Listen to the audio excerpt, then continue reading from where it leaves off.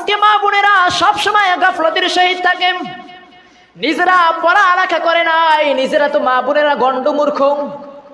অনেক মা বোনেরা রয়েছেন কও পারে না, খও পারে না, আলিফও পারে না, বাও পারে না। এটা আপনাদের ব্যর্থতা।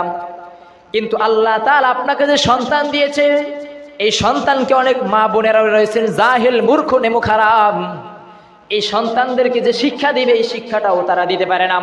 সন্তান যখন টাকা দেয় যে মক্তবে পড়বো, মাদ্রাসায় পড়বো, আমাকে টাকা দাও, 100 টাকা দাও, মা বোনেরা তখন বলে আমাদের কাছে টাকা নাই। কিন্তু ওই মহিলার কাছে যদি বলেন ওই বাড়ি নাচতে যাইতে হবে, টাকা দাও, ওই বাড়ি পিকনিক ড্যান্স দিতে হবে, টাকা দাও, দেখবেন মা বোনেরা হাওলাত করে হলেও টাকা দেয়। কথা বলেন ঠিক কিনা? অনেক আল্লাহর বান্দা রয়েছেন সন্তানদেরকে শিক্ষা করার জন্য আপনার পকেট থেকে 1 টাকা বের হয় না। আরে আমার ভাই, আপনি কোরআন হাদিস শিখতে পারেন না, আল্লাহর কাছে তওবা করেন, মাফ চান।